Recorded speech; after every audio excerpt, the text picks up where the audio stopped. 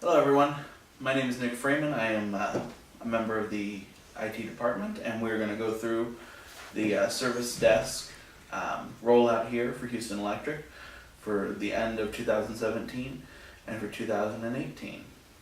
So first and foremost, this is to assist the IT department with handling any issues and requests that you guys might have. So first and foremost, the purpose of the service desk is to help place all incidents in one central location for ease of access and prompt response. I know everyone's probably experienced where you send an email and it just kind of fell off the face of the earth, or you weren't able to log into an account and it took a couple of hours before it could get fixed, or you didn't know whether they'd even seen it at all. Well, that ends here. With this, you'll get real-time updates from the help desk system and know, hey, that's when IT's working on it. Hey, that's how I know everything's good and everything's being ordered in a timely fashion. Second, it allows for greater efficiency in determining if computer parts need replacement. It can be frustrating sometimes that you have to call IT 2, 3, 4 times for the same issue. And this helps put a stop to it because it will help establish the pattern saying, hey, we've worked on this same issue for the same person 3 times. Why don't we just go ahead and replace it?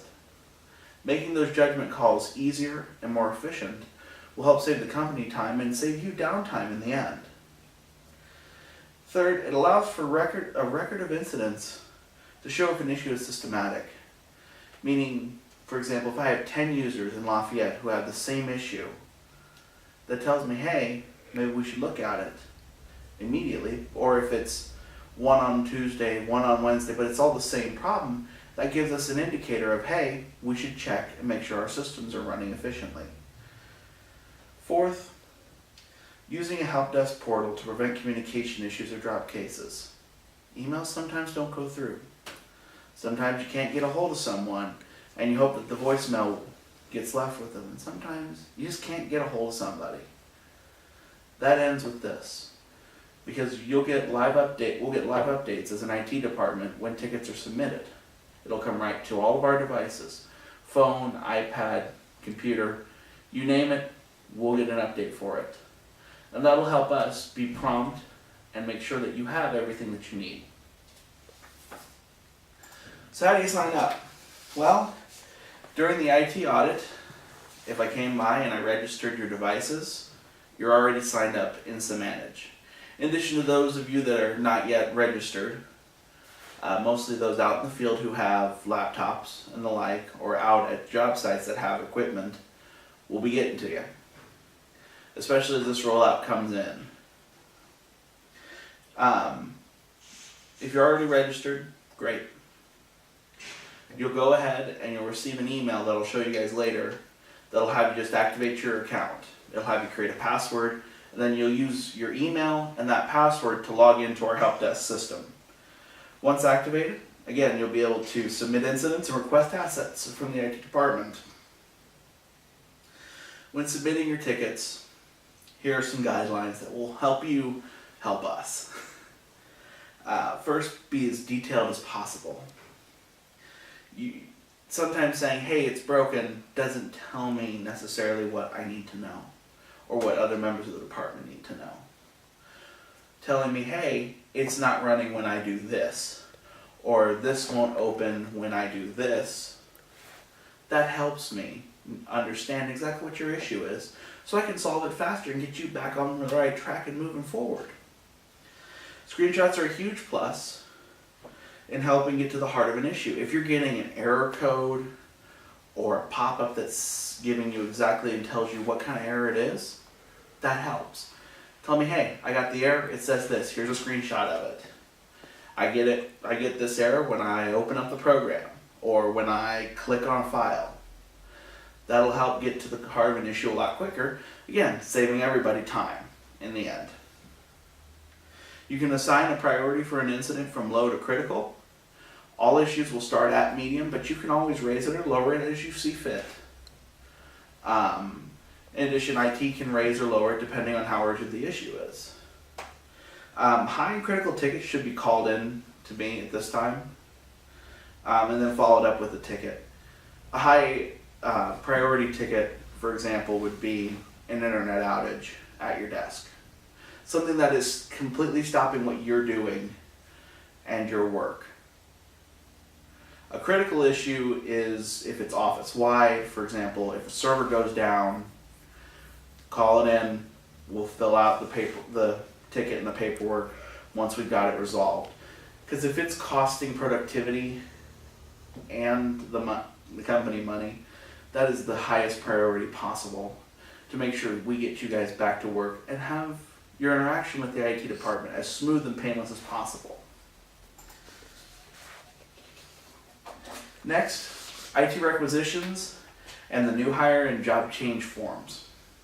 So these forms are required for any new IT assets, your phones, laptops, printers, etc., etc., etc. These forms are on the front page of the service desk, and they're listed in the helpful articles, just right even below the main message, and you'll see that later. And it's also found under the Solutions tab of the Service Desk portal, just in case it doesn't show up in that helpful articles area. These forms require an approval of a division head. And please try to complete the form as much as possible, including the date, who it's for, what department. If you have a PO number, that's fantastic. Tell us what item you're wanting to get. For price estimates, if you can give us a rough idea, if you already know, say if it's on Amazon, that's fine. If it's ordering for a phone or something like that, you need to know what the pricing is, we'll fill that in and update you that that's what that cost looks like. And again, we'll follow up if we need additional information or if we're missing something. Again, these will not be processed until we have a division head's signature on this. So let's go ahead and take a look at the system. The system is based on this website. You will be able to favorite this once you are registered in the Samanage system. And there will also be a portal shortcut available for those of you working on desktops and laptops. So let's go ahead and move forward into taking a look at how your activation will go. Alrighty, now we're looking at what your email will look like. This will differ from user to user, but this is the web version of email. You'll receive an email from, right here, helpdesk@HustonElectric.com. It'll say your access to Huston account. That is the activation email you'll receive. So it'll look exactly like this. It'll say your name. For in this example, it's test 1. And your login, which is your email, and then you'll activate your account by clicking this. It'll take you to a page where it'll have you create your password and move forward from there. Once you've activated your account, you'll receive an email that looks like this, telling you, hey, it's active. If you have issues activating your account, just contact the IT department and we'll take care of you. So it'll show you who you are, what your account is, what your user ID is, just letting you know you've activated it. And also where you can log into, right here. You can click that link. Honestly, I would favorite or bookmark it if possible, if you don't already have the icon. So when you were to click that link, it pulls this up. It'll look exactly like this, and you can go up here, hit the little star, favorite it, so you have it for quick use. So just put in your username and your password. I've already done so to save us some time for this test account. So it'll process, and this will load the front page.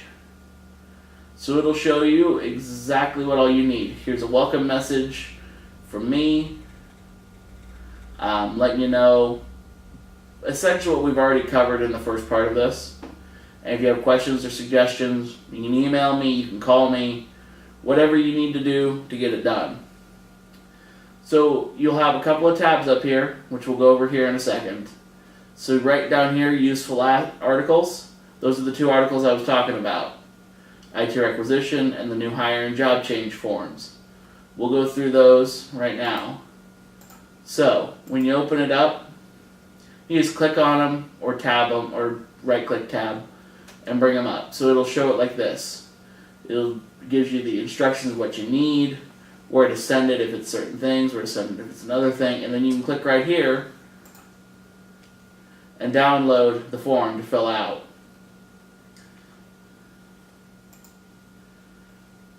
Same goes with the new hire and job change forms, exactly the same idea. Just download those documents, go ahead and fill them out. Then what you'll do is you submit a new incident ticket, just right up here. And it'll start with your name filled in right here.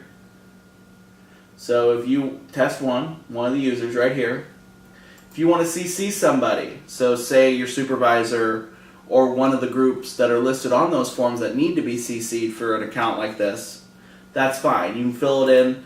Just go ahead and type in your email address and it will fill it in. Or if they're a user within the system, say for example, myself. You put Nick Freeman in there, it'll pop my name up for you. Subject, just self-explanatory, so your description. Description, say what's going on. Provide as much detail as you can in this section. Priorities right here, it is required that you set a priority, but it'll always start at a medium. Your site, you've got 838 office, Kokomo, Lafayette, and Westfield. Department doesn't necessarily matter as much. It's not really a descriptor. Just kind of tell generally where you are. If that really doesn't match for you, you can always leave it blank.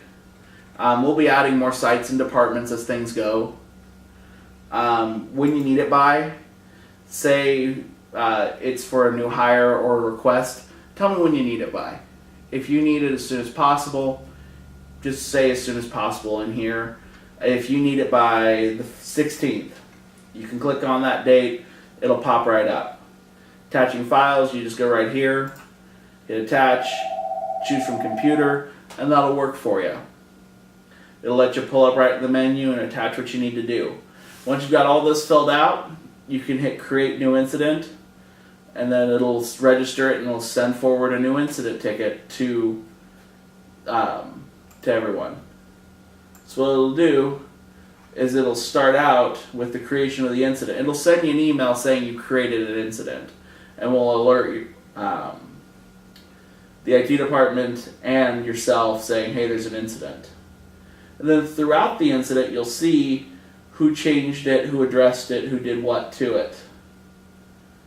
As you can see, it went from new to assigned, then assigned to awaiting input, and then it was resolved. And you'll receive an email when it resolves out. And it'll say, hey, the details will be right in here, or well, rather in the resolution page. Or if there's comments provided saying, for example, they need more information, or anything else to that, it'll help address those issues as they come. Once an issue is resolved, or even your ongoing issues, you'll see them under you'll see your active issues under My Requests. When it comes to showing requests, what you've submitted, it'll show up right here under My Requests. It'll show which ticket you submitted, what the state of that ticket is. It can be new, assigned, awaiting input, resolved, or closed. Most tickets will either be new, assigned, or resolved and closed. Resolved tickets will close within 24 hours. Just as a general concept. It'll show what category it was filed under, who it was assigned to, who requested it, and when it was due by. So if we go into this one, for example, it'll show in here the record of all the work that was done here, when it was closed and merged. It'll show all the details in here about the comments that were made. So if IT says, hey, scheduled appointment for Tuesday, it'll show up in here in the comment section. And you can also provide your own comments in here and reply back saying, hey, doesn't work, or issues ongoing, here's the updated form, etc., etc. You can still attach files, post your comments. So essentially, if you have any additional questions or need additional help, please feel free to reach out to myself. At this point, we are looking to make sure that every person is on this system as soon as possible. And we will be sending out this video alongside an email and a Google form that just says you received this, you've watched this training, and that you are prepared to be on this system. IT will be verifying that all users are on there, and this is how we will be accepting incidents and requests from now on. If we don't have an incident ticket, unfortunately, we will not be able to provide assistance unless it is of a critical nature, in which we'll, as we stated earlier in the training, we'll put a ticket in there. This will be moving forward how Huston Electric will address its IT infrastructure and resolving day-to-day incidents.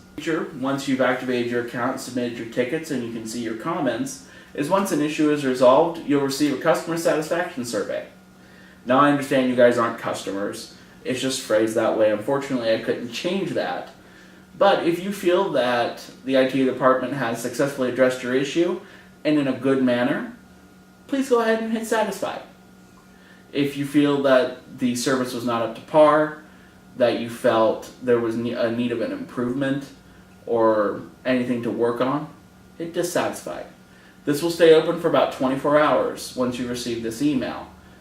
And I know that I appreciate getting feedback. And if you want to hit satisfied or leave a comment, you can also always email us and let us know. Getting feedback helps us be better as a department and better serve you, and help make sure that you're able to do your job as efficiently as possible. Thank you all for watching, and have a wonderful day.